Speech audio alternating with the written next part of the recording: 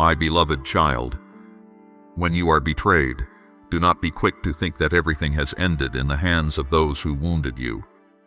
There are human hands that believe they are pushing you down, yet under my sovereign rule, that very push becomes the turning point that carries you into a new chapter. I do not call deceit good, nor do I deny the pain you have endured.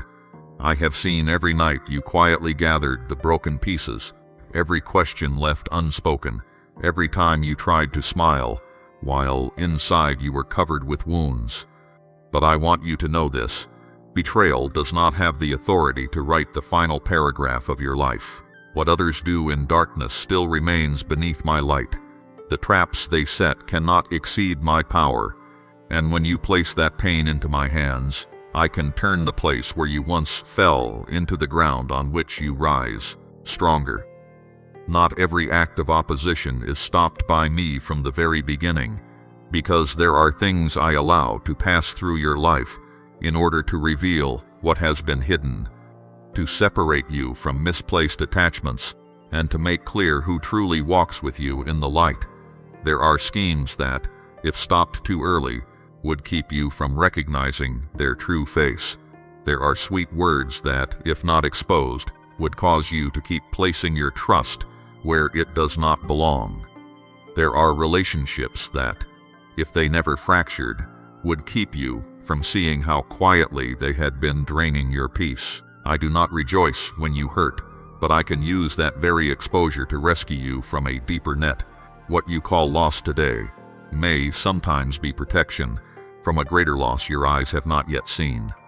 Remember Joseph, who was sold by his own brothers out of envy. That young man did not merely lose his home, his father's embrace, and the familiarity of his childhood. He was thrown into a chain of injustices that human eyes would have called ruin. Yet I was with Joseph in the pit, in the house of a foreigner, in the prison, and through the years when he seemed forgotten. Those who betrayed him thought they had removed him from the story, but they did not know they were only unknowingly pushing him closer to the throne I had prepared. Do you see? The schemes of human beings cannot cancel my plan. They can only become the winding road through which wisdom, endurance, humility, and authority are formed. When the time came, the one who had been abandoned became a source of rescue for many. Therefore, do not let the pain of betrayal turn your heart into barren ground. I know betrayal makes you suspicious, makes you watch everyone with caution, makes you afraid to open your heart, afraid to trust, afraid to move forward. But if you allow the wound to rule, those who hurt you will continue to hold power over your future. I do not want you to live as a prisoner of memory. I want you to learn from what happened, but not be defined by it. Wisdom is not becoming cold. Wisdom is knowing how to discern while still keeping your heart pure. Strength is not the absence of feeling. Strength is refusing to let your feelings lead you away from love, truth, and the purpose I have placed within you. There are people who thought they had slowed you down, but in truth, they only revealed what I needed you to see before you entered a new season. There were words spoken behind your back that seemed to steal your honor, but in my hands, they opened a necessary separation between what was true and what was false. There were doors closed because of betrayal, yet if those doors had remained open, you would have entered a place that was not meant for you. I know how to take what others use to lower you and turn it into a step that raises you up. I know how to use your tears to water the seed of maturity. I know how to turn a crack into the place where light enters, so that you are not only healed, but also become someone who brings healing to others through the gentleness forged in pain. My child, be careful not to ask me only to repay those who wounded you. Ask me to make you grow through it. True vindication does not always come with the noise of outward victory. Sometimes vindication begins when you no longer need to prove yourself before those who misunderstood you. Sometimes elevation begins when you still choose to live uprightly, though no one knows the whole story. Sometimes greater power is entrusted to you Not after every opponent disappears, but after you have learned not to let them control the quality of your character. I do not want you to step into a new chapter with hands full of bitterness. I want you to step into it with clean hands, a purified heart, a brighter vision, and a peace that no longer depends on how others treat you. Understand this. Betrayal can reveal where you had placed your trust in the wrong place. It can show you that you had given too much power to someone's praise, presence, recognition, or promise. When those things collapsed, you thought you had lost your foundation, but I was showing you that your true foundation was never human. I am the one who holds you when everything around you trembles. I am the one who calls you by name when others call you by your mistakes, rumors, or distorted memories. I am the one who knows the truth, even when you no longer have the strength to explain. So place your trust back where it belongs. People may leave, but I will not abandon you. People may misunderstand, but I see clearly. People may close a door, but I can open a way no one can block. Do not fear the clarity that betrayal brings. I know that clarity can sometimes hurt like a cut, because it forces you to see what you once wanted to deny, but that light is mercy. It helps you stop building your future on empty promises. It helps you stop holding on to connections that have decayed from within. It helps you recognize those who only came to enjoy the shade, but did not remain when you needed to be lifted up. Clarity does not make you poorer. It restores your ability to choose with greater wisdom. When I reveal what has been hidden, it is not so that you collapse in disappointment, but so that you may step out of deception with opened eyes, firmer steps, and a more mature courage. Perhaps today you still ache when you remember the way that person turned away, the way a promise was broken, the way trust was traded for selfish gain. I do not rush your healing process. I do not tell you to forget in a single day, nor do I ask you to call what was wrong right, but I invite you to give me the right to handle what you cannot handle on your own. Let me hold justice, so you may guard your heart from being poisoned. Let me guide the outcome, so you do not have to spend your life trying to vindicate yourself. Let me turn this experience into wisdom, not into a wall that keeps you from loving. What once wounded you will not be wasted if you place it in my hands. Then you will see that the new chapter is not opened in spite of betrayal, but often through that very thing. You will realize that you have learned to hear my voice more clearly, to choose companions more wisely, to keep holy boundaries more firmly, and to stop handing your peace to hands that do not know how to cherish it. You will enter a level of maturity you did not have before, not because you have become hardened, but because you have been deepened. Pain will become light when I touch it. Betrayal will become a lesson that lifts you up when you do not allow it to make you bitter. And what you thought was the end will become the opening line of a season filled with greater power, sharper discernment, and deeper freedom. So rise from the place where others left you. Do not bow your head under what they did. Do not let their actions become your new name. I call you guarded, taught, lifted, and led into the light. Shake the dust of the old season from your feet, but do not shake off kindness. Remember what happened, but do not worship the pain. Learn the lesson that must be learned, then walk on with me. I did not only break the trap, I also turned the mark of the trap into evidence that my hand was there. And when you pass through this chapter with trust, you will not merely survive betrayal. You will be lifted from it, clearer, wiser, stronger, and closer than ever to the destiny I have prepared for you. My beloved child, pause in stillness and look deeply at the things you are holding.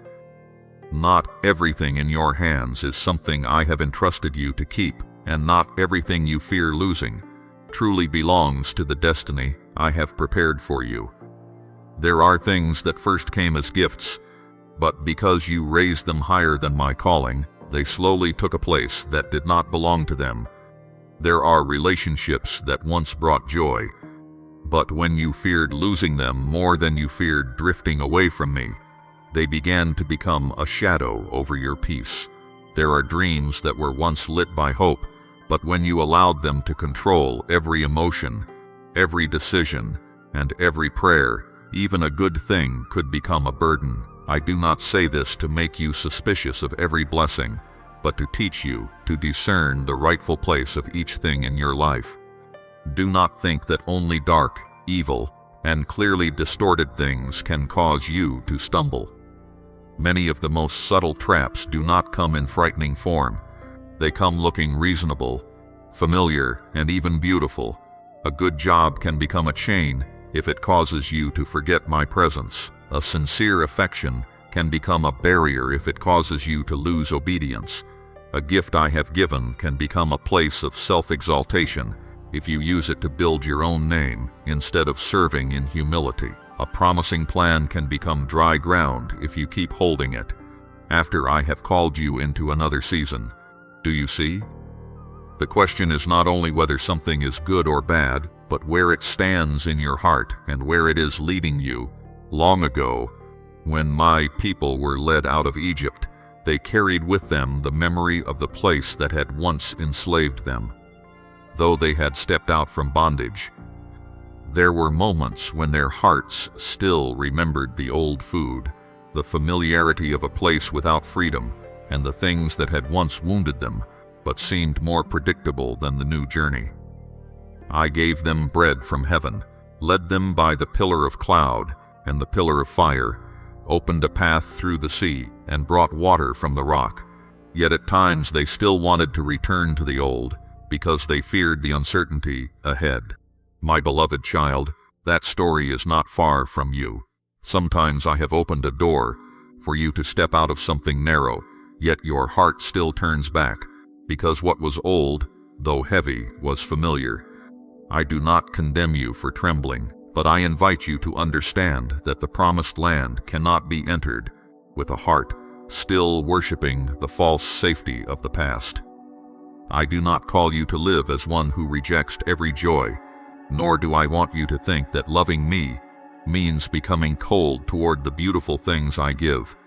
I created the flowers in the field, the bird song of the morning, affection, labor, dreams, laughter, and harvest seasons. I rejoice when you receive with gratitude.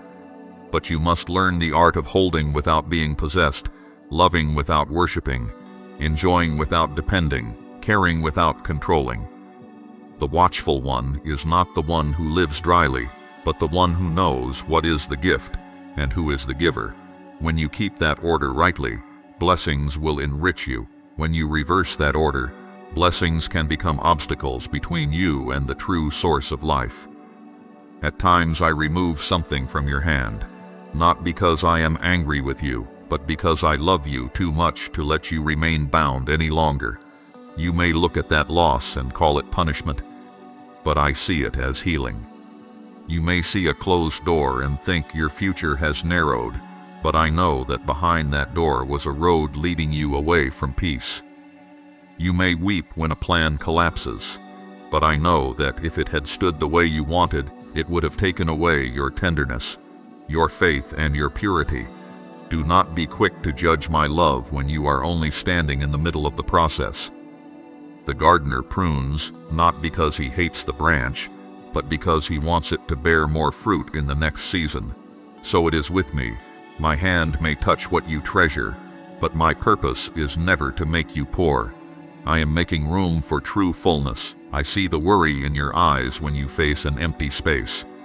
I hear your sighs when the plans you built with much hope suddenly fall like broken stones. I know there are nights when you look upward in silence and ask why I did not keep what you prayed for.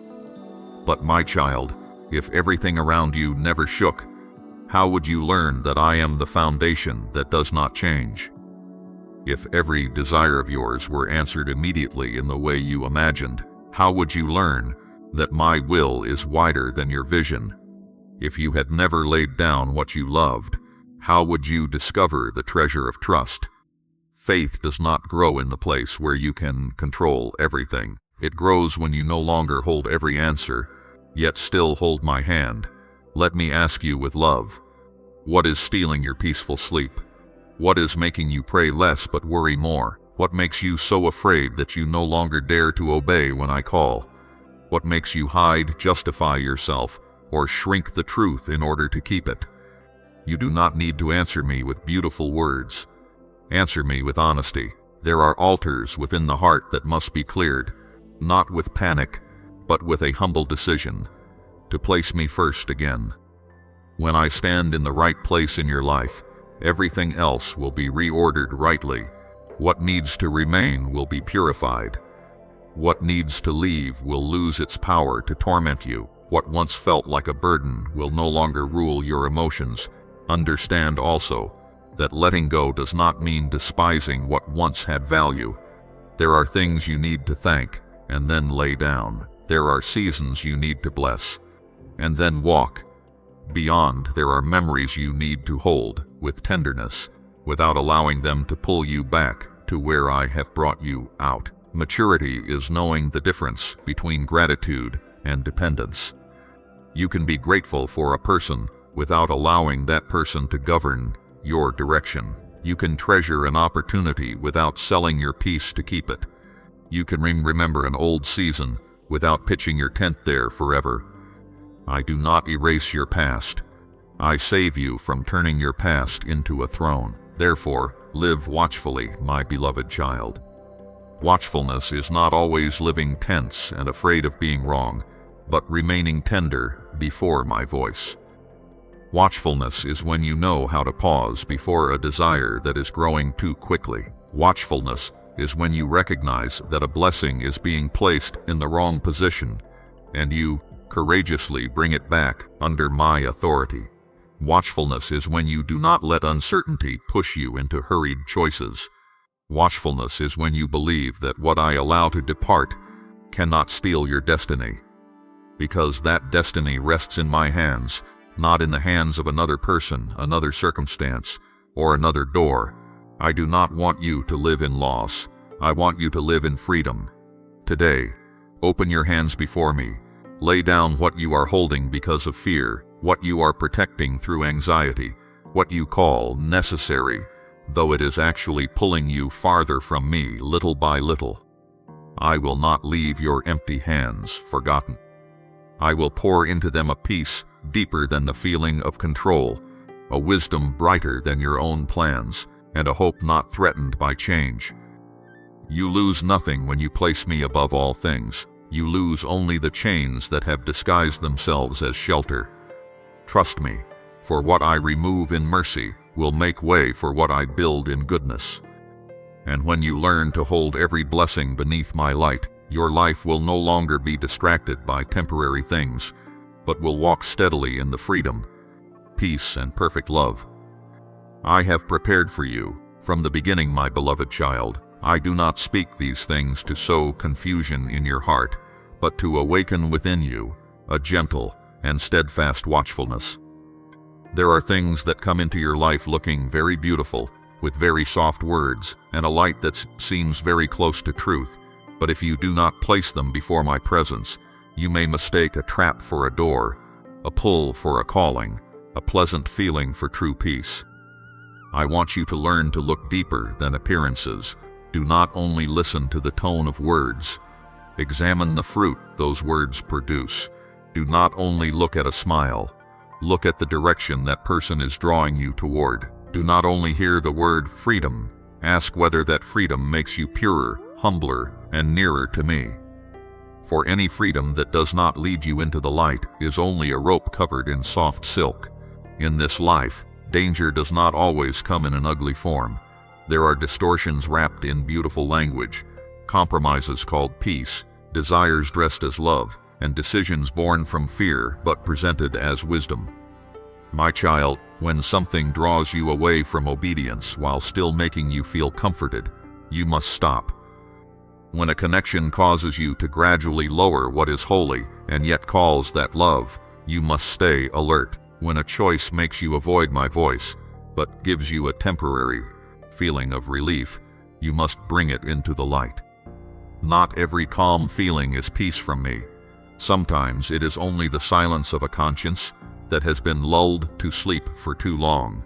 I want you to remember the story of the old prophet and the man of God in the days of the kings.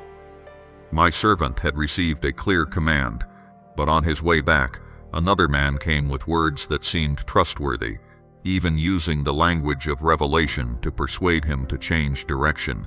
That invitation was not harsh, threatening, or outwardly rebellious.